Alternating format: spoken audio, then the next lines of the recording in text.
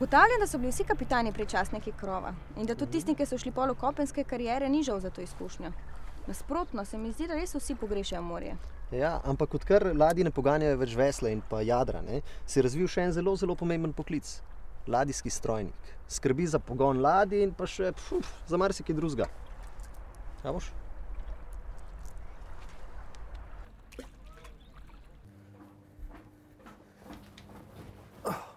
Pozdravljeni. Poveljnik Andrej Pečar me je poslal in se javljam na dolžnosti. Živijo. Dobrodošel. Dobrodošel tukaj v kontrolni kabini ladje Triglav 11. Tukaj se vrši nadzor nad vsemi napravami in stroji, kateri so pač vgrajeni na ladji. Tale centralni monitor nam prikazuje delovanje glavnih motorjev, 3 ročice za upravljanje z motorji, stranska 2 monitorja pa predstavljata nadzor vseh ostalih naprav, katerih imamo na ladji. Zdaj pa, če te še kaj zanima, lahko gremo tukaj v strojnico. Odzadaj so pa stroji. Tukaj pa srce ladje. Seveda me zanima. Gremo pogledati, a? Zvoli.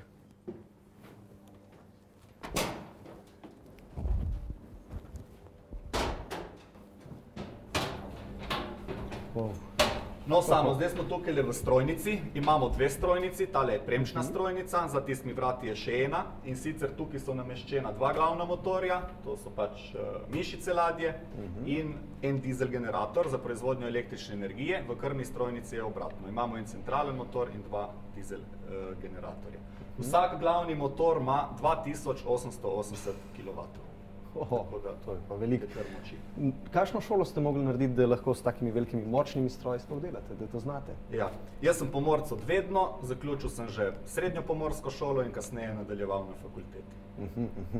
Pa vam je verjetno lepo delati, ne? Ja, je lepo, je. Je moj poklic. Ja, meni je bilo to zelo, zelo lepo. Danes, ko sem bil pri vas, a mi zdaj pomagali prijeti ven, ker ne vem sploh. Imamo večji skodov, tako da najbližje pa tudi, kamor smo prišli. Ajde, greva. Bine, dajte mi povedati, kako postaneš častnik stroja? Da postaneš častnik stroja, moraš najprej uspešno končati srednjo pomorsko šolo, torej 4-letni program srednje pomorske šole in opraviti 1 leto staža na ladji. Mi temu rečemo pripravniška doba, traja 1 leto in potem napraviš strokovni izpit na Luški kapitaniji v Kopru in s tem pridobiš dovoljenje, da postaneš 2., odnosno 3. častnik stroja na ladji.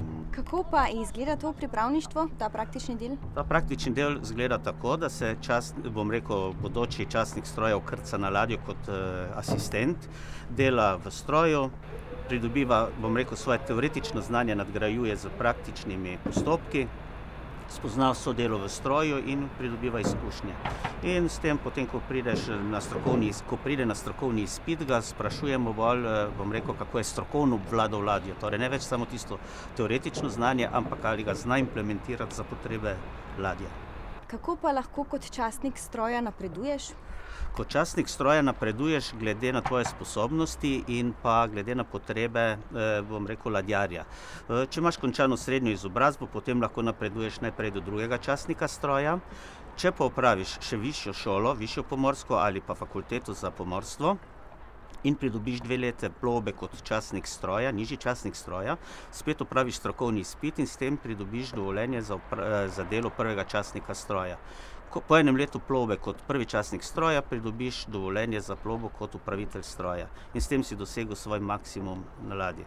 Če lahko še tukaj povem, na ladji v vseh poklicih, torej tudi tako v navtičnih kot v strojnih, je zelo velika fluktuacija, torej ogromno kadra odpade in zato je pri nas za razliko od kopnega napredovanja skoraj samo po sebi umevno.